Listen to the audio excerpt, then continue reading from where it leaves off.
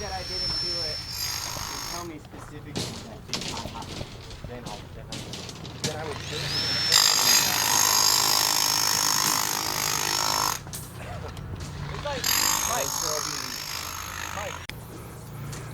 So here's one of the new innovative tools that they're using to tie rebar together.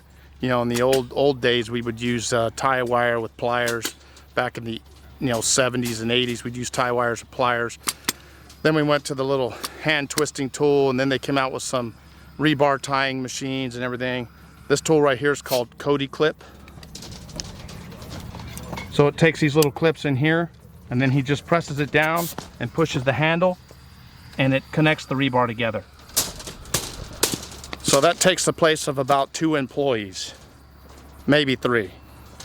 So here's the old school way of tying rebar together.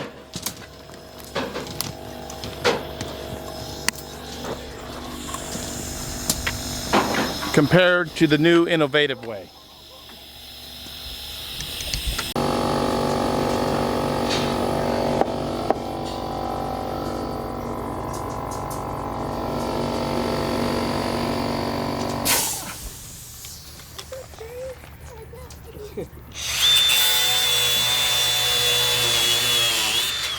Okay, we're going to continue on with getting all the structural steel in. I'm going to head out of here and go get all my electrical conduit that I need for the electrical stub up. But as for now, all this steel is going to be in by the end of the day today. We just finished doing the layout for all the anchor bolts and all the hold downs. You know, you have a whole bunch of earthquake stuff that has to go in here because we're in California. So they're going to get all that in, finish this up today. Tomorrow inspection, pour this slab on Friday. Good morning everybody and welcome back to the channel. So the goal yesterday was to get the foundation completely prepped for inspection today. So we have all of our structural steel, all of our structural hardware is in place. We have all of our steel elevated above the dirt using the concrete dobies that I'll show you down below. One of the key things, you want to always make sure that your job is nice and clean and looks like you took the time to do it very professional. And then guess what? You should do it very professional. So we have everything laid out nice and clean, 2-foot squares on all the rebar that's in place. Everything is elevated above the soil. All the structural steel that's hanging in the footings is not touching dirt. It's within 2.5 to 3 inches away from dirt. All the footings are cleaned out, so there's no debris down inside the footings. So when the inspector comes out, he's going to see that the job is nice and clean, and usually you won't end up with a problem.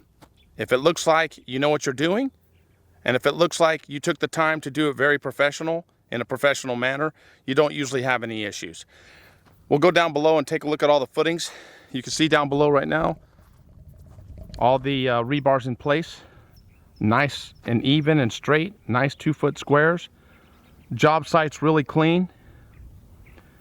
So we're gonna continue forward with this today. Our inspections is between 10 and 12, which we should pass no problem. But we're gonna go down here, look over everything. I'll point out how things are done and the way you want to do them if you do a project for yourself. So the goal today, pass inspection. The goal for tomorrow, pour this concrete foundation early in the morning. Okay, so here's what all the structural steel looks like in place. So we got all of our structural steel elevated on top of those concrete dobies. So it's not touching any dirt. And then right here in the footings, here's our hold down bolts for our structural hold downs. We have this little plastic that we hang them on, and you see how this bolt is J-shaped? When you pour this foundation, the J shouldn't be turned out like that against the form, because then it'll be sticking out of the concrete when you pour it. You turn these in like this. This is all of our structural hardware bolts and our anchor bolts. And you can see right here, see this wire right here? All this structural steel is hanging off of those kickers. These are the anchor bolts for the pier footings that are going out here. This is the front porch. All these anchor bolts are hanging in place. Got all our structural steel down below, elevated above the soil. Same right here.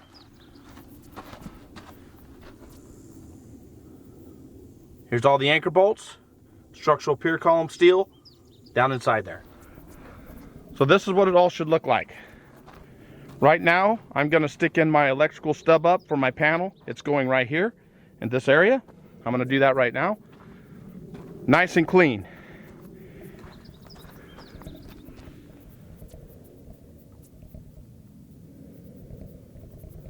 See, all the plumbing is wrapped with polystyrene. That way the concrete's not setting up against the PVC.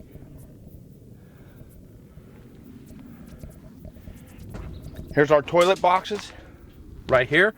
So what happens is when we pour this slab on grade, you just bust out this box and then make your connections for your drain.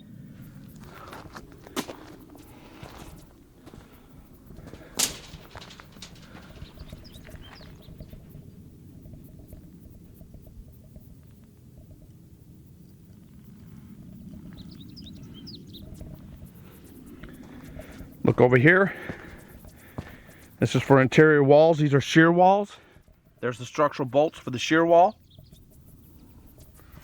See all the steel hanging? Not touching any dirt. All the footings are nice and clean. So that's the way you want to do your foundation. Keep everything nice and clean. Keep the soil compacted. Keep all your structural steel away from any soil so it doesn't get contaminated. Hit the subscribe to our channel. Hopefully you can learn something from what you see here that will help you with your project or help you if you're getting a project built.